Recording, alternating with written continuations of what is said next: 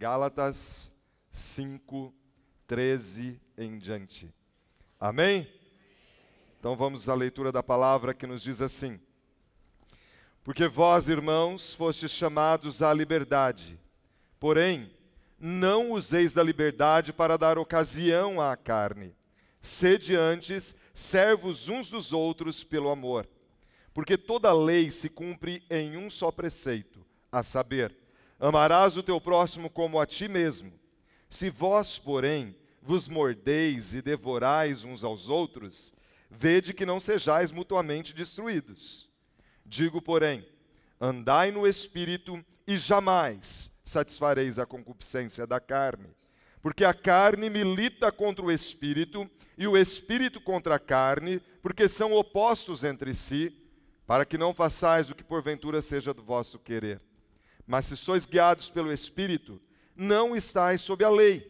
Ora, as obras da carne são conhecidas, e são prostituição, impureza, lascívia, idolatria, feitiçarias, inimizades, porfias, ciúmes, iras, discórdias, dissensões, facções, invejas, bebedices, glutonarias e coisas semelhantes a estas, a respeito das quais eu vos declaro, como já outrora vos preveni, que não herdarão o reino de Deus os que tais coisas praticam.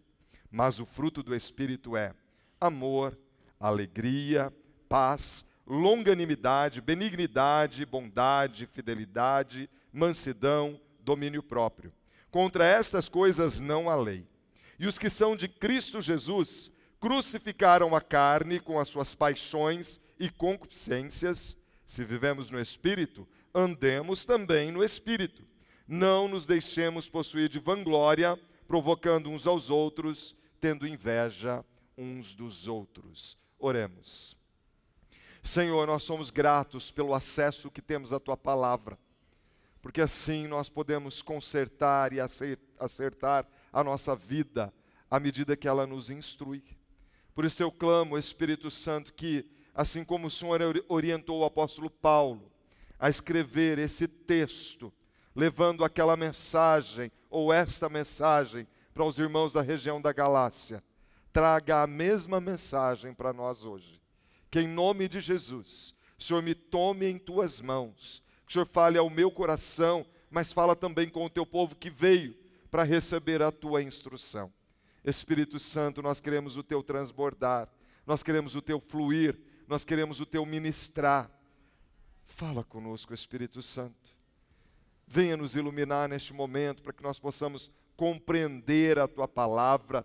Leva a nossa mente cativa à Tua instrução, ao Teu ensino, ao Teu conselho, e aniquila, meu Pai, tudo aquilo que queira barrar, impedir, dificultar este momento. Flui, Espírito Santo. Fala conosco. No Teu nome, Jesus, que oramos. Amém e amém. Graças a Deus. O título da mensagem de hoje é Chamados à Liberdade. E nesse texto o apóstolo Paulo nos orienta como eu e você podemos ter vitória sobre o pecado.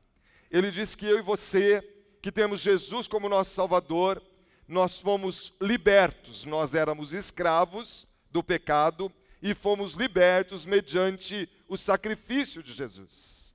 Mas a pergunta é, como se dá essa liberdade? Que liberdade é essa? Até que ponto eu e você temos liberdade? E ele nos instrui nesse texto a nos enchermos do Espírito Santo. O tema desse ano para a nossa igreja é Espírito Santo, transborda-me. E nós queremos estar tão cheios, plenos da presença do Espírito Santo em nossa vida, a ponto de transbordar.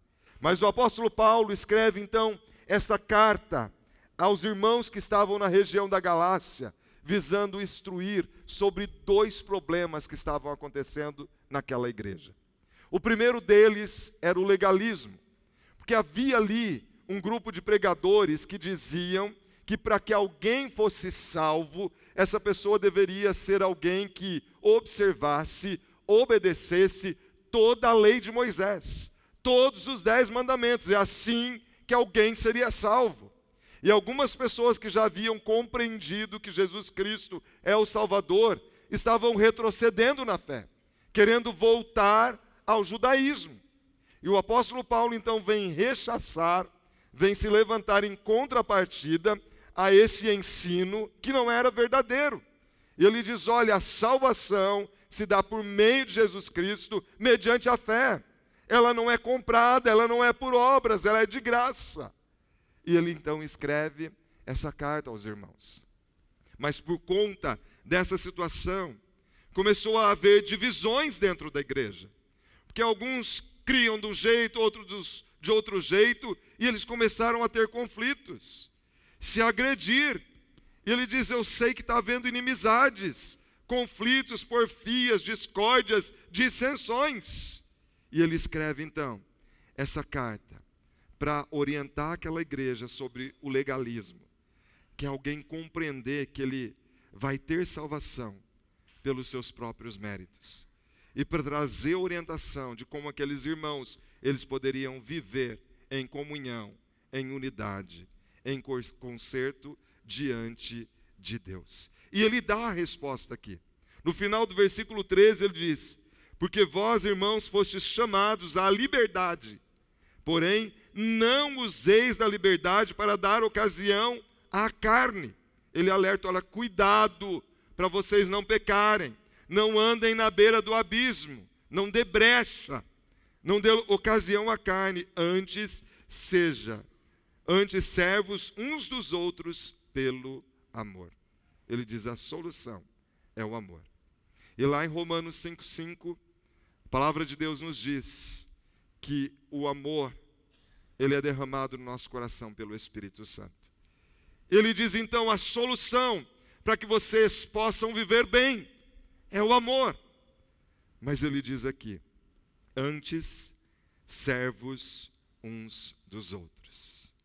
Nós somos chamados à liberdade, mas desde que eu e você recebemos a Jesus, nós fomos chamados para sermos também servos uns dos outros. Servos uns dos outros. E aqui pode parecer um contrassenso, porque nós deixamos de ser escravos do pecado, mas agora, se eu e você recebemos a Jesus como Salvador, nós nos tornamos escravos de Cristo, servos de Cristo, e por sua vez também servos dos nossos irmãos. Por isso, na igreja de Cristo, não pode haver arrogância, prepotência. Por isso que a palavra diz que eu e você devemos olhar para o nosso próximo como alguém superior a nós mesmos. Todos nós estamos aqui para servir um ao outro. E quando nós compreendemos isso, favorece os relacionamentos. Dentro do lar, por exemplo, se o marido entender que ele está ali para servir a esposa, e a esposa para servir ao marido, favorece o relacionamento. Na igreja de Cristo é a mesma coisa. Todos nós somos servos, servindo a Deus e, por sua vez, servindo aos irmãos. E o apóstolo Paulo, então, ele enfatiza a importância. Vocês precisam considerar o outro sendo servos. Martinho Lutero, o grande reformador, ele disse certa vez, um cristão é senhor livre sobre todas as coisas e não está sujeito a ninguém. Um cristão é servidor de todas as coisas e sujeito a todos. Ou seja, nós fomos libertos do cativeiro do pecado, mas agora nós nos tornamos servos de Cristo e do nosso próximo, de todos. E quando Lutero ele cita isso aqui, é porque ele está se apoiando naquilo que o apóstolo Paulo diz. Lá em 1 Coríntios 9:19, o apóstolo Paulo diz assim, porque sendo livre de todos, fiz-me escravo de todos. Sendo livre de todos, eu me fiz escravo de todos. E mais adiante, em Romanos 13:8, ele diz, a ninguém fiqueis devendo coisa alguma, exceto o amor com que vos ameis uns aos outros. Então ele está dizendo, olha, a solução para que nós possamos viver bem na igreja de Cristo é servir um ao outro em amor. E aí no versículo 14 ele diz assim, porque toda a lei se cumpre em um só preceito, a saber, amarás o teu próximo como a ti mesmo. O que o apóstolo Paulo está dizendo aqui? Ele está dizendo: não precisa do rigor da lei, não precisa ficar preso à lei, porque se você for uma pessoa que tem o amor dado pelo Espírito Santo de Deus, naturalmente você vai estar cumprindo a lei. Como? Preste atenção. Se você ama o seu irmão, você não vai desejar a mulher dele. Logo, não adulterarás. Se você ama o seu irmão, você vai respeitar a ele, a pessoa dele. Logo, não dirás falso testemunho contra o teu próximo. Se você ama o seu irmão, você vai respeitar tudo que é dele, as propriedades dele, o carro dele, as coisas dele, a casa dele, e você não vai furtar, não furtarás. Se você ama o seu irmão, você não vai querer algo que pertence ao teu próximo, não cobiçarás. Quem ama, naturalmente, a lei não há necessidade na vida dele. Naturalmente, ele já vai se tornar obediente. Então, tudo que eu e você devemos fazer é deixar evidenciar o amor de Cristo, que é derramado pelo Espírito Santo de Deus em nossa vida. Mas parece que nessa igreja não estava evidenciando este amor. E por isso, no versículo 15 ele diz: se vós, porém, vos mordeis e devorais uns aos outros, vede que não sejais mutuamente destruídos. O apóstolo Paulo, ele usa de ironia, né? Como se eles estivessem ali como gato e cachorro, brigando, se mordendo. Na linguagem de hoje, a Bíblia nos diz assim: mas se vocês agem como animais selvagens, ferindo e prejudicando uns aos outros, então cuidado para não acabarem se matando. Sabe o que o apóstolo Paulo está dizendo? Se vocês são crentes em Jesus e vocês vivem se agredindo, sabe o que vai acontecer? A espécie de vocês vai se extinguir. Vocês vão se matar e vão acabar os cristãos. Nós somos chamados para viver em unidade, porque na unidade nós atingimos os objetivos. Quando as pessoas se agridem, daqui a pouco um sai da igreja porque ficou ofendido com esse irmão e não resolve a situação e começa a esfacelar. E nós não fomos chamados para isso. Jesus veio trazer o ministério da reconciliação, não da divisão. Nós somos chamados para nos unir em um só objetivo, sendo servos uns dos outros. E o apóstolo Paulo, então, ele diz que há uma solução. Como eu posso vencer essa situação? Eu não consigo, porque tem gente que é difícil de amar. Tem gente que é rude, que é agressiva, talvez pela sua história ou pelo seu jeito de ser. É difícil conviver com essa pessoa. E nós não conseguimos amar na nossa própria força. E o apóstolo Paulo, então, ele traz a solução, ele traz o direcionamento. Aqui no versículo 16, ele diz: digo, porém, andai no Espírito, e jamais satisfareis a concupiscência da carne. Ele diz: olha, tem pessoa que se você não estiver andando no Espírito, vai prevalecer carne.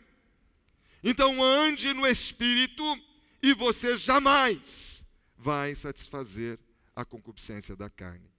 Quem foi chamado à liberdade, foi chamado a ser servos uns dos outros, ou servo um dos outros. Quem foi chamado à liberdade, foi chamado para vencer a carne. E por isso ele diz: andai no Espírito. E como eu e você então podemos andar no Espírito? Como nós andamos no Espírito? Não tem outra forma a não ser nos disciplinando. O apóstolo Paulo aqui no versículo 17 ele diz: porque a carne milita contra o Espírito e o Espírito contra a carne, porque são opostos entre si, para que não façais o que porventura seja do vosso querer. Como que você faz para não fazer aquilo que é da tua vontade? Alimentando o Espírito. Desde o dia que eu e você recebemos a Jesus como nosso Salvador, se travou uma luta. A luta da carne contra o Espírito. Se o Espírito Santo de Deus, ele habita em você, essa luta vai até o dia da tua morte, até o dia que Jesus voltar. Enquanto nós estivermos vivos, vai haver essa luta. E quem vence? A carne ou o espírito? Depende de quem eu alimento. Se a carne ou o espírito. Então ele diz aqui: mas se sois guiados pelo espírito, não estais sob a lei. Mas tem pessoas que têm alimentado a carne ao invés do espírito. E aí, ele diz aqui: mas se sois guiados pelo espírito, não estais sob a lei. Não precisa regras, não precisa determinação. O espírito é suficiente para dizer o que eu preciso fazer. Quantas vezes chegam pessoas e falam assim: pastor, aqui nessa igreja pode isso ou pode aquilo? Eu falo: o que a Bíblia diz? Porque o que pode, a Bíblia diz que pode, eu e você podemos. O Espírito Santo, ele é suficiente para nos guiar e para nos ensinar. Ele habita em nós e ele nos direciona. E ele fala. Só que muitas vezes a gente prefere alimentar a carne, sabe por quê? Nós demos um aperitivo para ela e despertou a fome. E ao invés de ouvir o Espírito, nós preferimos alimentar a carne. Mas nós sabemos, a Bíblia diz que Deus não dá tentação que não seja sobre-humana, mas Ele traz livramento junto com a tentação, para aquele que procura se encher do Espírito. Mas o apóstolo Paulo, ele continua, e ele, de alguma forma, ele diz: olha, para quem quer vencer a carne, eu tenho um direcionamento, eu vou dar umas pistas, embora vocês já conheçam. É como se ele dissesse isso. No versículo 19 ele diz: ora, as obras da carne são conhecidas, vocês sabem quais são as obras da carne, mas tudo bem, eu vou dizer para vocês quais são as obras da carne. E ele pega aqui, e ele cita várias situações que são obras da carne, e eu divido aqui em 4 sessões. A primeira sessão são pecados na área sexual, porque ele diz ali: prostituição, impureza e lascívia, que é desejo sexual desenfreado. E quando ele cita isso aqui, nós podemos incluir todo tipo de impureza sexual. Sexo antes do casamento, fora do casamento, homossexualidade, tudo aquilo que contraria os princípios da palavra de Deus. E ele diz: essas são obras da carne que eu e você devemos fugir delas. Então ele fala dos pecados da área sexual. Mas o segundo bloco são pecados ligados à religião ou à religiosidade. Porque ele diz aqui: idolatria e feitiçarias. E idolatria é alguém querer se aproximar de Deus, relacionar com Deus, buscar relacionamento com Deus por meio de imagens, por meio de estátuas. Ou idolatria também pode ser qualquer sistema de valores que domina a minha vida e eu não consigo deixar. Há pessoas que têm idolatrado a pornografia, um carro, têm idolatrado o trabalho, têm idolatrado o lazer, têm idolatrado o corpo, porque é um sistema que te domina e você não consegue deixar. Isso é idolatria. Mas normalmente quando a Bíblia fala, é das imagens que as pessoas buscam para se aproximar de Deus. E ele diz aqui também das feitiçarias, das magias, das bruxarias, das consultas aos mortos. Envolve tudo isso em feitiçarias. É gente ligada à religião. E ele diz que isso aqui não vem de Deus. São obras da carne. E há um terceiro grupo aqui, que está ligado à área dos relacionamentos. Porque daí ele continua: inimizades. Já viram aquele negócio assim? Ó, eu perdoo, mas não quero ver nem pintado de ouro. Não vai na minha casa. Que perdão é esse? É inimigo. É inimigo. E aí ele diz aqui: ciúmes, iras, que é a raiva manifesta em explosão. Não é? aquelas pessoas que são explosivas. Discórdias, gente que é do contra. Todo lugar tem, viu?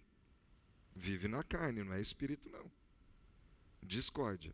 Tem gente, tudo que você fala, ele já está preparado para ter uma coisa contra. Dissensões, facções, aqueles grupinhos, panelinha.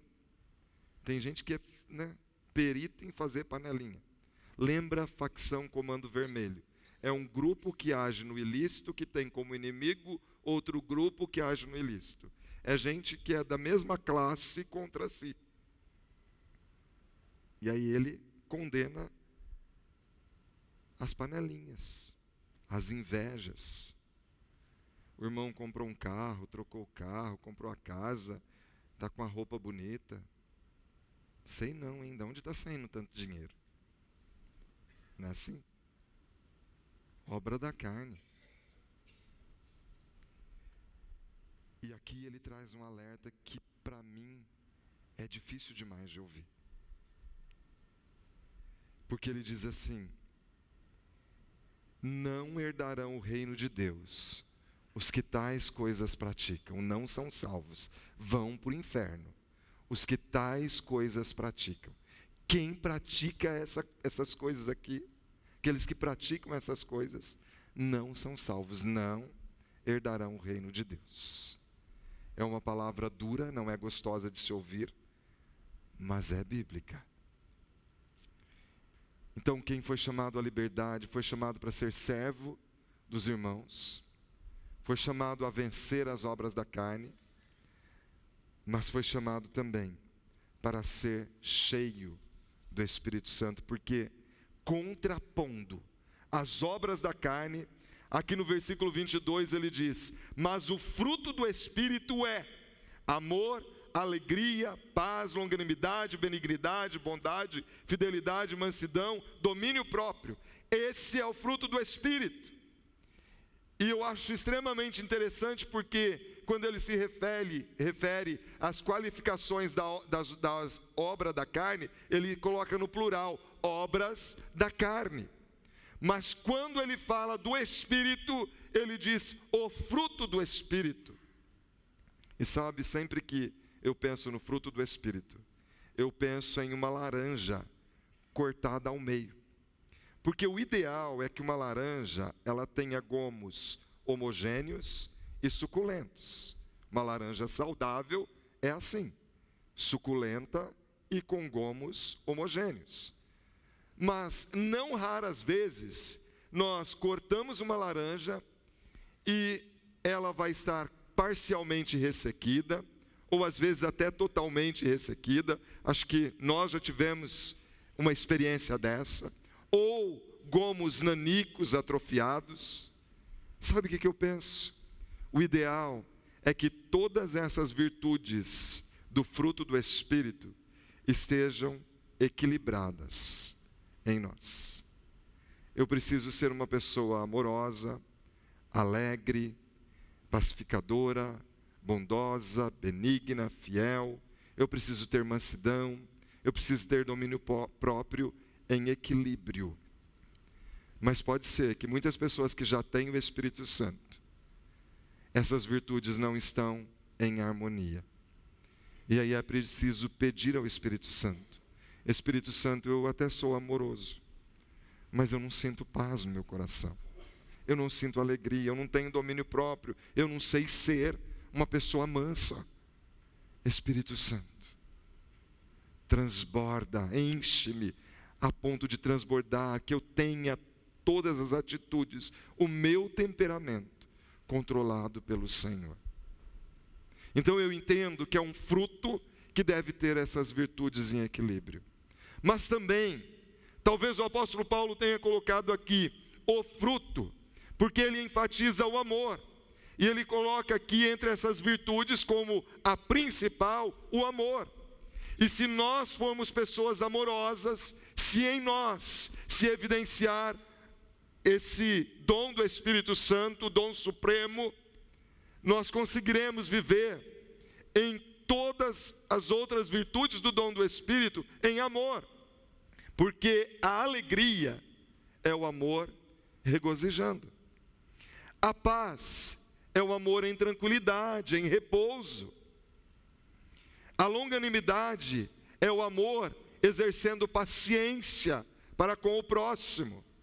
A benignidade é o amor fazendo bem ao próximo, e a bondade é algo similar, é a mesma coisa. A fidelidade é o amor cumprindo a sua palavra. A mansidão é o amor suportando as ofensas. A pessoa nos ofende e nós agimos em mansidão para com ela. O domínio próprio é o amor se controlando.